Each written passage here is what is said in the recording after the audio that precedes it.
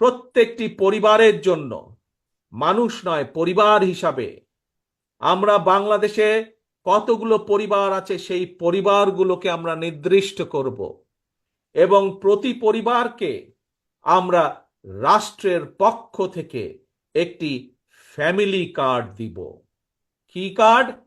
Family card দিব। এখন জিজ্ঞেস করতে পারেন এই ফ্যামিলি কার্ডটি কি?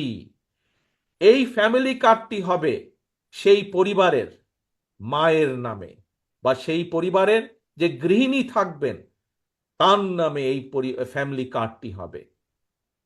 রাষ্ট্রের পক্ষ থেকে আমরা গ্রাম থেকে শুরু করে থানা জেলা পর্যায় পর্যন্ত আমরা প্রত্যেকটি পরিবারকে চেষ্টা করব একটি পরিবারের মাসিক যে প্রয়োজনীয় খাদ্যদ্রব্য যেগুলো প্রয়োজন তার মধ্যে কিছু সংখ্যক খাদ্যদ্রব্যের একটি নির্দিষ্ট পরিমাণ সহযোগিতা করার জন্য, যাতে করে প্রত্যেকটি পরিবারের উপরে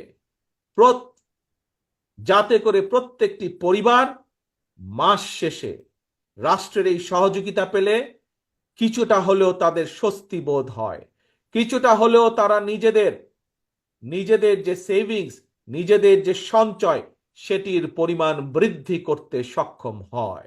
এবং তার ফলে এই সহযোগিতাটা যদি আমরা কয়েক বছর ধরে চালু রাখতে পারি তাহলে আমি বিশ্বাস করি বাংলাদেশের গ্রামের পরিবারগুলো, গ্রামের মানুষগুলো সচ্ছলতার একটি পর্যায়ে উঠে আসতে সক্ষম হবেন। অর্থাৎ রাষ্ট্র সরাসরিভাবে প্রত্যেকটি পরিবারের পাশে রাষ্ট্রের সামর্থ্য অনুযায়ী প্রত্যেকটি পরিবারের পাশে দাঁড়ানোর চেষ্টা করবে, তাদেরকে সহযোগিতা করার চেষ্টা করবে, তাদেরকে সাহায্য করার চেষ্টা করবে, যাতে করে তারা স্বাবলম্বী হয়ে উঠতে পারে। প্রিয় সহকর্মীবৃন্দ, দেশ এবং জাতির ব্যাপারে, দেশ এবং জাতিকে নিয়ে একজন রাজনৈতিক কর্মী হিসাবে আমার আরো কিছু পরিকল্পনা আছে, যেই পরিকল্পনাগুলো পর্যায়ক্রমিকভাবে আমি আপনাদের সামনে ধীরে ধীরে তুলে ধরব। আজ একটি পরিকল্পনার কথা আপনাদের সামনে তুলে ধরলাম, ফ্যামিলি কার্ড। এবং এই কার্ডের আমি আগেই বলেছি এই কার্ডটি কার নামে হবে? এই কার্ডটি সেই পরিবারের গৃহিণী, 4 জনের একটি পরিবার, রাষ্ট্রের পক্ষ থেকে সহযোগিতা প্রদান করা হবে এবং এই ফ্যামিলি কার্ডটি হবে সেই পরিবারের মা বা সেই পরিবারের যে গৃহিণী থাকবেন তার নামে, যাতে